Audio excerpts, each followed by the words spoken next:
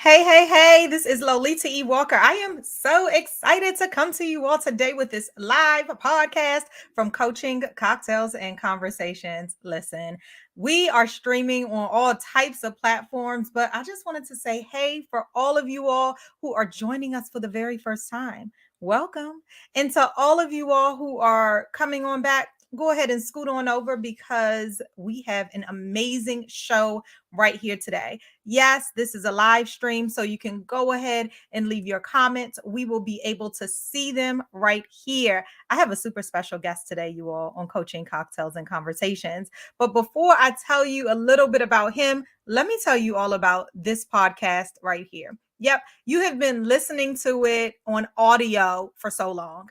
And now I'm bringing to you the live version so that you can see myself and these amazing guests. Listen, it doesn't get better than that. We are on LinkedIn, we are on YouTube, and we are in my personal private Facebook group. You're not already a member?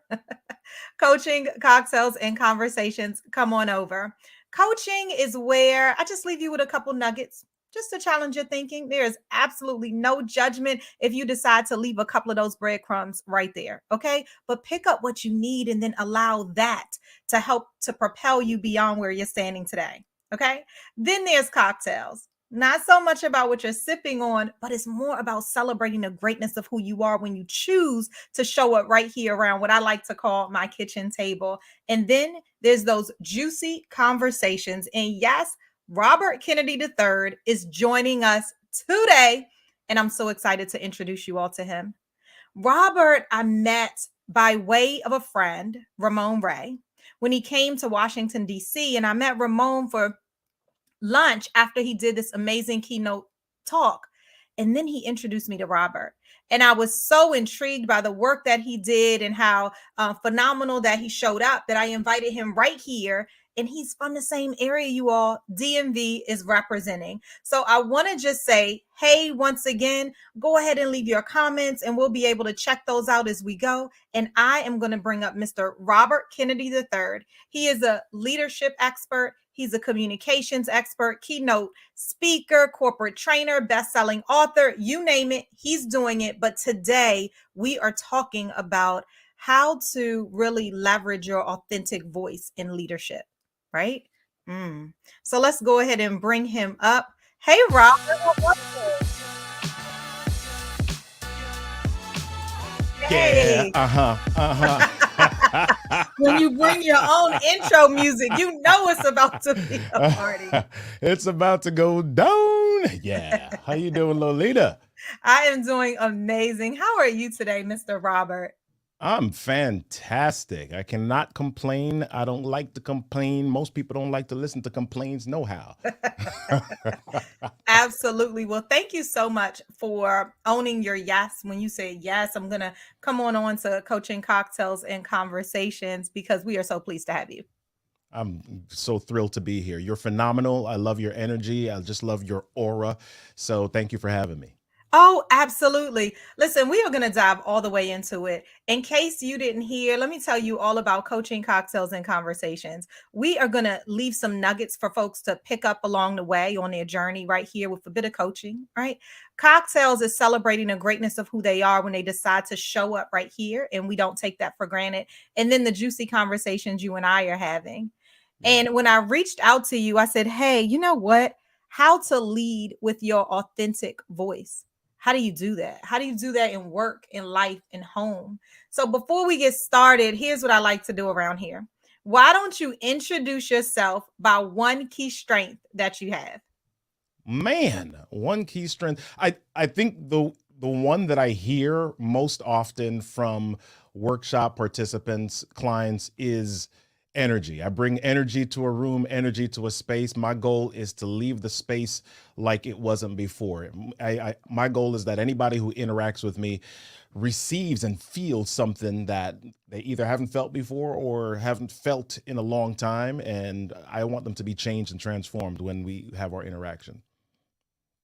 Okay, well, I absolutely love that. So let's get into it. First, when I think about leading with an authentic voice, Yeah. right? Leading with an authentic voice, how would you describe that?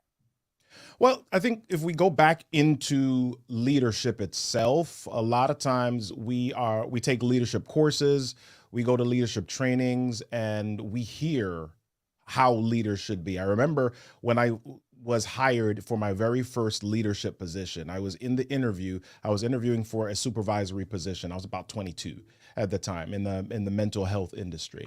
And during the interview, one of the things that they said to me was, yeah, these people, you've got to make sure that they know who's boss. You can't be friendly with the staff. And at the time, it didn't sound right to me, Mhm. but I'm 22. What do I know? I said, okay, cool. I get hired for this job. And based on that attitude or the way that I was told to be, you can imagine it didn't go that well, right? I'm younger than most of the staff. I'm treating them, I put this barrier between us. I'm treating them in a way that's kind of aloof, and I'm not making any connections with them. So when you think about authenticity, who are you really? Who are you inside? Who are you from that space of vulnerability? Because vulnerability is the thing that builds that bridge of trust that your employees, your people, your team can vibe with, can get with, can connect with. And it's through that that you're able to hear or they're able to hear your authentic voice. Oh, that is so good because I remember like you starting right out of college and going into the corporate space. And I remember advice like, hey, don't bring home into work. Don't Hmm. bring home into work. Everybody doesn't need to know everything. So, Hmm. now there's this voice of authenticity. There's this buzzword. Then there's this voice of vulnerability and making yourself whole so that you can come to work and be this authentic leader. So let me ask you now, when you hear what you used to be told, like don't bring home here because it's very different. And now we're guiding people to really bring all of them to work. What does that look like and what does that feel like differently? Well, you know what? I think at the end of the day, the people who are doing the job, people who are doing the work, they're these things that we call human beings, right? All of us are humans. And so we all have these experiences. And part of the trickery or the myth of life is that the stuff that we experience, we're the only ones that experience it. And because of that, we a lot of us live with shame, right? Because we feel like we're the only ones. We shouldn't say it to anybody because somebody's going to use it against us. They're going to criticize us. They're going to look at us as weak. And so we hide stuff. And the reality is that if you go to any therapist, any mental health professional, if you go to any pastor, preacher, counselor, they're not going to share, they're going to share with you that most of the people that come in have several issues and they're very similar. They know how to deal with them, right? Imagine if everybody had their own unique issue and there was no template, no model for it. How would we live? Right. So if we come into our space and we come in and not that we come in and we complain and we whine and we bring all our stuff and throw it on the desk every single day, but we've got to recognize that each of us has a human experience and a similar experience. And so there's a word that I love, especially when I'm doing emotional intelligence trainings, and that word is empathy. If we're able to bring some of that to our workspace and we can understand the experiences and the feelings that people are going through, it allows us to connect with them even further. I absolutely love that. One of the aspects of leadership, and I'd love to hear your perspective on it, Mhm. is as I talk to folks within organizations or I talk to power women, I have what I call a lead ladder. And I talked about this before on a show with Mario earlier, like way, way, way episodes before. But this lead model is layering your leadership, it's educating and empowering as you go, Mhm. it's adding to the collective or really truly assessing, right? Adjusting and then adhering to your word. And Yeah. then that last one, that D is do your work, right? Yeah. And when I think about authenticity and showing up in all of you, I think about those four because we're not just one dimensional, we're multifaceted, right? And sometimes our leadership is situational. And sometimes we have to show up in, and I think that to your point is that authentic piece of you that feels good as you Mhm. go ahead and give all of you to the job. So I'd love to get your perspective on any of those that stuck out to you. And again, what I was talking about is layering your leadership, understanding that it is situational, and how are you going to show up? What's the why and why you're here, right? That Yeah. E was educating and empowering, right? Because I think that that's so important. And sometimes as leaders, we absolutely forget that we're educating people along the line. Like, we don't have to be at the forefront all the time. Sometimes that delegate and disappear, which also falls into that D, is the best thing you could do as a leader, right? Yeah. And then that A was about, not only adding to the collective, but adjusting and assessing and adhering to your word, and then doing the work so that you can delegate and disappear. And I'm wondering, like, what hits you and what do you want to bounce on right here for the people listening in? Man, that's a really tough question because all of them are essential. All of them are so good, and I think really the two middle ones, educating and adjusting, are so crucial because um, number one, as leaders, we have a limited life cycle, right? We are never going to be in leadership permanently. A lot of us might like to think that, but we're never going to remain in position permanently. And so, for me, the educating really leans to training my replacement. So it's not just educating them as in telling them what to do. It's not just educating them as in, hey, go take a training class. It's really observing and identifying people and identifying the strengths and the traits that they have that enable them to not only function well as human beings and as business people, but as leaders as well. And I think as a leader, one of my number one goals or priorities, especially if I'm concerned about legacy, right? Things, whatever I do or the vision that I have to live on beyond me, then I've got to be able to educate someone to stand inside of that. I've got to be able to plant a seed inside of someone so that the fruit that grows, the tree is recognizable. Right? So that education is probably one of the bigger ones that stands out for me because I've got to educate somebody so that I can lead and live as well. Absolutely. Listen, let's talk to the leaders out there. Let's talk to the leaders, because I firmly believe that we all have leadership within us, that we Mhm. all have the ability to, if we are willing to do the work, right? Right. But let's talk to the folks out there who have direct reports, and then we'll talk to the employees for a minute. Yeah. And then maybe we'll talk to entrepreneurs. Yeah. So let's talk to the folks that are still working in a corporate environment or a 9 to 5 and they have employees. Mhm. What's one of the things that you would say is like a key strategy to leadership right now? Like, for you to be a great leader, this is one of the things you need to do for or with your employees. Right.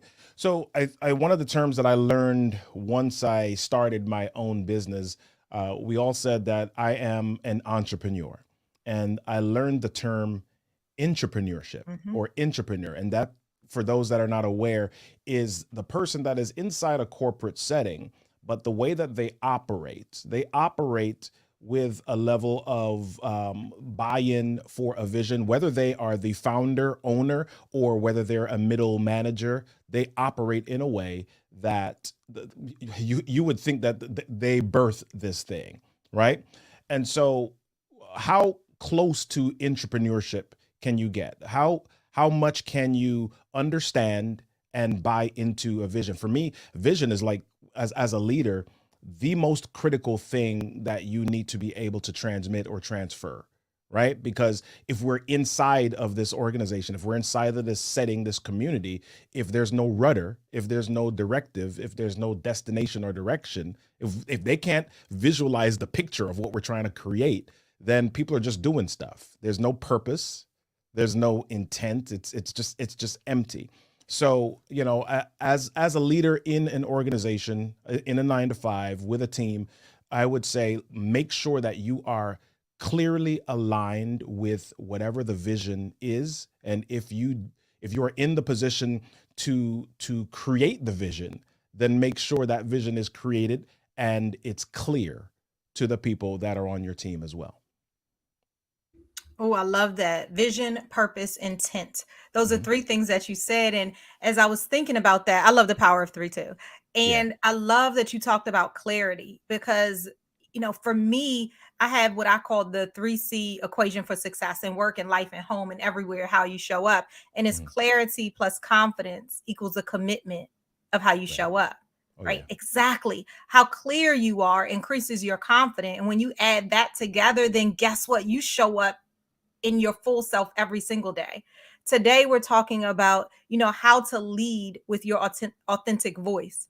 And we Mhm. talked about this power of vulnerability. You talked about this power of authenticity, what that means, and how you can show up in it every day and what that kind of looks and feels like. So, we just talked to the leader in an organization with people. And one of the things I wanted to add on to that was just this notion of helping them succeed by working intently on their development plan. Right. That's one of the things that I remember going through corporate. And when I had the opportunity to be a manager for years, it was really about sitting with the employee and understanding what are your visions for life, just in life, and then in career. Right. Just Yeah. talk to me about that. Because maybe to your point about this entrepreneur that we didn't know about, maybe there's a way to kind of leverage what you're thinking in our everyday so we could both be successful. Absolutely. Right. Absolutely. Absolutely. Yeah. I love that. Okay. Well, let's go on now to talk to the employee. So Mhm. let's talk to the employee. Mr. Robert, what would you say to someone who is looking right now? They're an employee and they're saying, listen, I am ready to go all in my authentic leadership, but I don't know how. What would you tell them Mhm. today? Well, I'm glad first of all that as an employee you have identified your desire to lead, because there are definitely a lot of people who don't want that, or they don't want that mantle. I remember when I was in a corporate office at one point, I was a supervisor, but the person who was the manager of that department had to was went to another job, and there was a lady there that was had been there longer than I was. I had been there only about 8 months up to that point, but there was a lady there that had been there like 5 or 6 years. And they were going to offer her that manager position. And she was just like, I don't want it. I don't want it. It's going to change how people see me. It's going to change how people operate or relate to me. And she didn't want that responsibility. So they were like, Robert, what do you think? Is this something that you can take on? Right. And so if you have identified already your desire to lead, then the number one thing that I would recommend that you do is seek mentorship. Mentorship is crucial. How do you get that? You can get that by joining an ERG or joining a group that is in your organization, or you can also, if you have created relationship already with your direct manager or with managers in other departments or business units, um, get get comfortable with taking people to lunch or offering to take them to lunch, right? Get connected, go to meetings for managers, read managerial or leadership material, get every book by John Maxwell that you can. Do things that are going to put you in that mindset and space of leadership, because you're going to speak differently, you're going to think differently. I had somebody that asked me about what could they do, and because I'm a communication expert, what they asked me what they can do to upgrade their leadership. And I said, one of the first things that you've got to be able to do is you've got to be able to speak like a leader. Leaders speak differently than the followers or the doers do. Right? What does that mean? A leader speaks very strategically. A doer speaks with task-oriented language. So if you are a leader, you've got to start thinking and speaking vision-wise, big picture. This is what I see. These are all of the resources that we may need to marshal to complete this project. I see this as an opportunity past this project as well. So you've got to be able to see further and begin to verbalize that. So work on your leadership language as well as getting mentorship. Those would be the two things.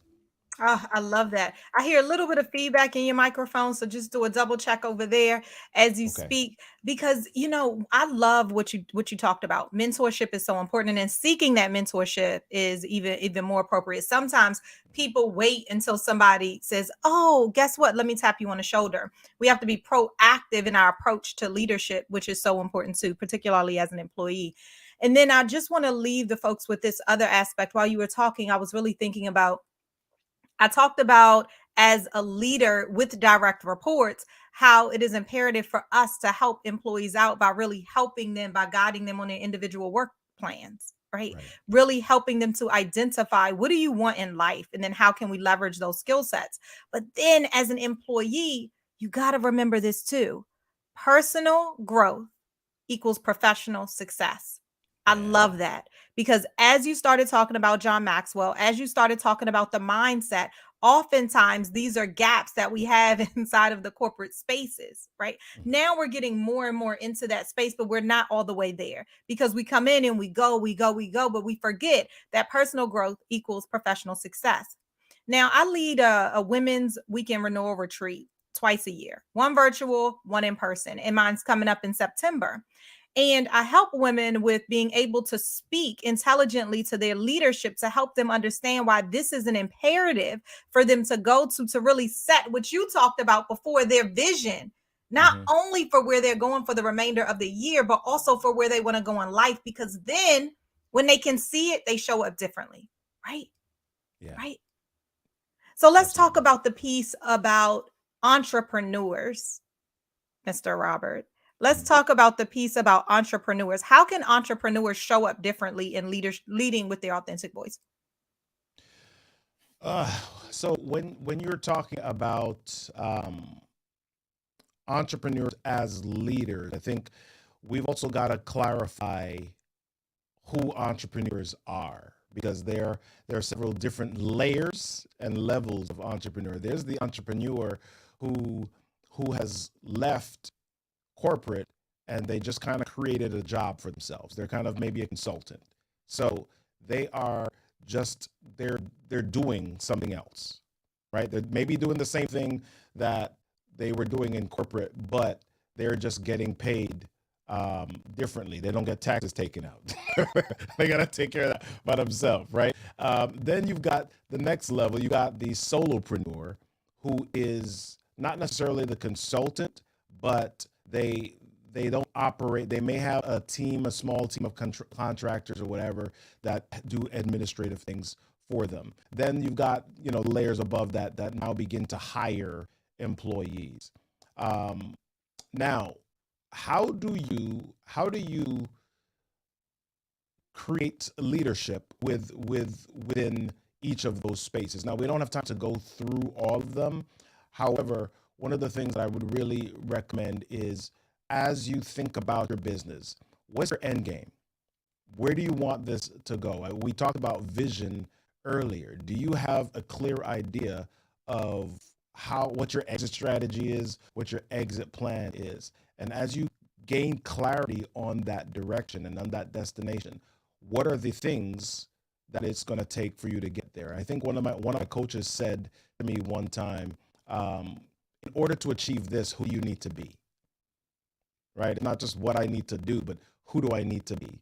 So how do I figure that out? I've got to figure out what are the activities, what are the actions that I need to take in order to get to a specific place. So really visualizing and clarifying your end game or your end goal is one of the early steps to stepping into your authentic leadership, because it's going to help you know who you need, what you need, how you need to be in order to achieve that. Ah, so good. So good. You know, some of the things that you said really had me thinking over here as well. One, about your vision, your purpose, and your intent that you talked about earlier, but also as entrepreneurs, exactly how you've already described them. I think another way of showing up really on this lead ladder that I was talking about is recognizing that you are multifaceted, recognizing that there are endless possibilities to who it is that you are. And sometimes you got to take a left in order to get back to the straight path of where you were headed. And sometimes there's people that come into our lives that kind of gift us information, just like today, Mr. Robert Kennedy really dropping some jewels on us that really have you thinking differently. And some of the things that you might not have thought about will really help to propel you. You Mhm. talked about mentorship earlier. Help us with the definition, because I was about to go into the difference between mentorship and sponsorship, but I'm happy to have you do that as well, because I think that's so important too, particularly as not only employees, but as leaders as well. Yeah.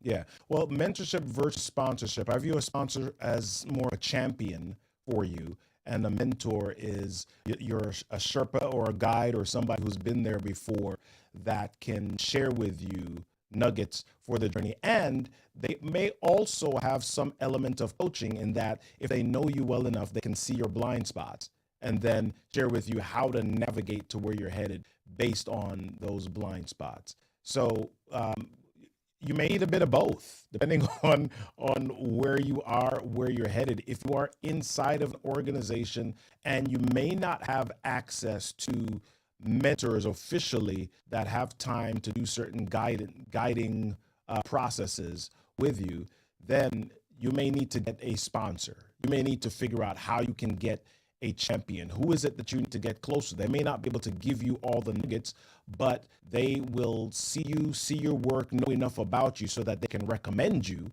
as you seek to go higher in different spaces. I love that. And then the other thing that I'll add on to that sponsorship is sometimes you don't know who your sponsors are in the organization. Sponsors are those people that talk on your behalf at tables where you're not there yet. Those people in the organization who are able to say, you know what? I do know Robert. I heard him speak X, Y, and Z place. I heard him come up with this amazing idea inside of that last meeting, and I want to recommend him for this next project.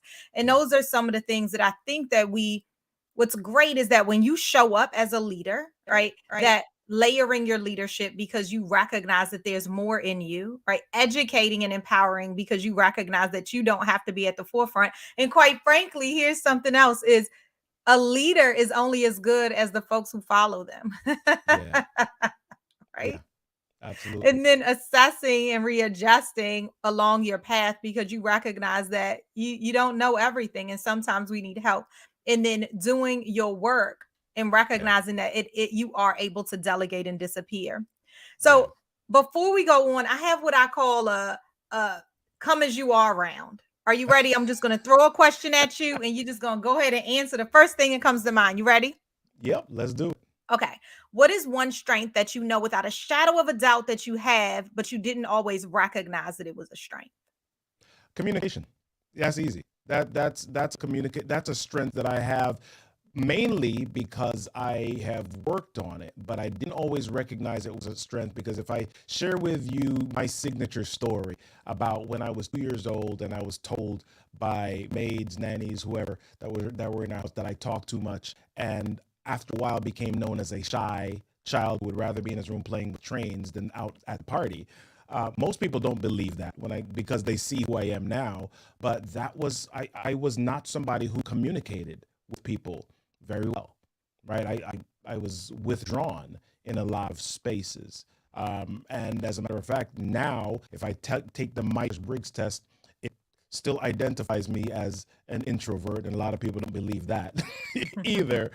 But communication and recognizing that was I'll say it this way. I don't know what your listeners are, but I recognize that communication is a divine gift for me. And so I have intentionally worked on it, even to my discomfort, in order to be better at it so that I can fulfill my calling. I love that. Okay. Here's the next question. What is one barrier that still stands before you today?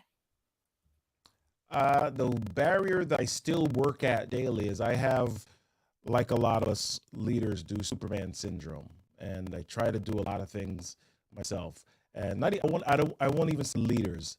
A lot of founders, entrepreneurs, business owners have Superman syndrome or superwoman syndrome, whichever syndrome you want to call it. We try to do everything on our own, and so the art of delegation, the art of detail and breaking things down so that I can share it, and then sometimes allowing it to be cloudy so that others can fill in the gaps and the details where I'm not really an expert in that area, is something that I constantly work through daily. Oh my gosh, so good. Why is the work that you do so important to the world? Because we got to be able to talk to each other. Right? Because we have to be able to, we got to live together. As we're recording this, there is a conflict in Ukraine and Russia that is at the forefront of the news. Almost every world war, almost every conflict since the beginning of time can be traced in some way back to a communication issue, right? Yeah, there's power stuff inside of that, but we navigate through power stuff through the art of influence, through the art of persuasion, through the art of communication. And so the closer that we get to being more expert communicators, the better that we are at communicating, it is the better that we are at connecting with people. And in order to effectively do that, we have got to get to a space of empathy, the word that I brought up before. What is that? That means that something inside of me identifies with feeling or experience that the other person is having, so much so that I respond to it in an emotional way, or I respond to it in a way that allows us both to kind of journey through a feeling or an experience together. Yeah, I love that. Uh, that's so important. It's so important to understand your what and your why. Mhm. Your why, your work is so important inside of this world because that keeps us going every single day. I love that yours is communication. Communication, that gap right there is at the base of a whole lot of things that fall apart, right? Yeah. Divorce, management, employee relations, Yeah.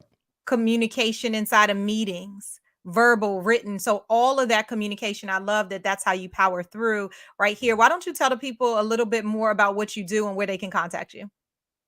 I do two things. One thing in two places. I'll say it that way. I run a training company. Our training company works with leaders, middle managers, and we work with them on healthy and confident communication, especially in critical, crucial circumstances.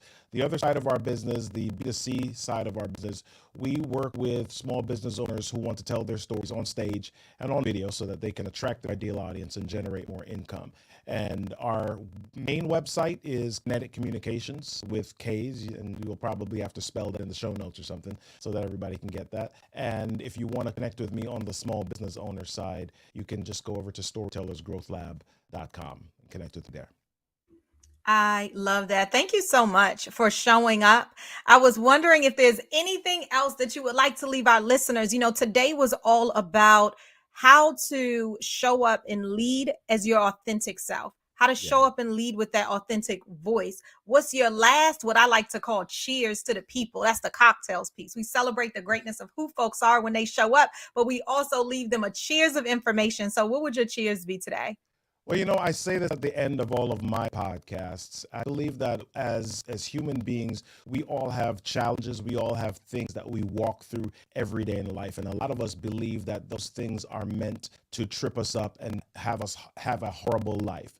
But I love to say that those things are tests. Those things are strengtheners. That's like going to the gym. Those things are all elements that contribute to your story. And I like to say that everything that happens to you in life is your stuff. Your stuff is your story, and your story deserves a stage. So take all of that stuff and go tell it, go share it with somebody. Yes, go tell it on a mountain. Yeah.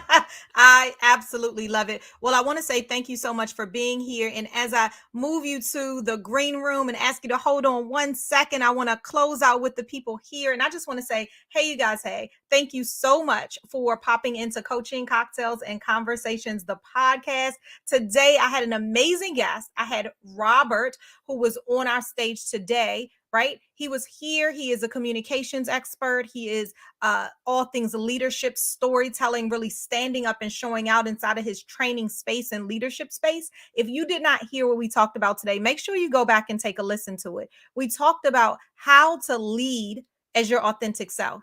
What does that really mean? How do you show up in that? What if you're a manager, but you don't? What if you're a leader, but you don't have direct reports? What are all of those circumstances, and how can you do that differently? We talked about shifting your mindset. We talked about what I call your lead ladder and getting into all of those and really showing up in your what and your why. So much juiciness. One of the things that Robert brought up while he was here today was uh, what's happening with Ukraine and Russia. And I want to take the opportunity to really just gift our hearts, our prayers out to everyone who is affected, whether you are in that region or you're loving somebody in that region. Even if you are a humanitarian like myself who doesn't know anybody specifically that is right there. Actually, I do know many people who are in Russia, is to really say, guess what? We are here with you today. Somebody wrote me the other day, and because I know a lot of you all have my book, Can We Talk? Letters and Poems to Really Reclaim a Better You, they were going through that and they saw Dear Oppressor. And though I wrote this book a little while ago, what they said to me is, Lolita, oh my goodness, I don't even know if you knew that that was so appropriate for right now.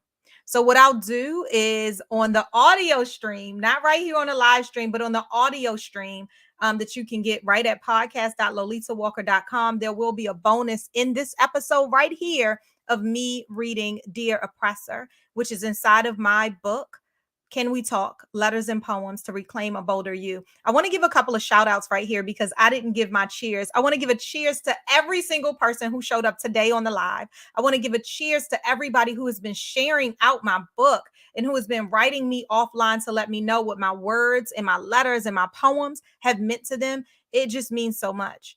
You know, I had a woman come to me and say, I didn't recognize that I was so sad until I read your Dear Sadness.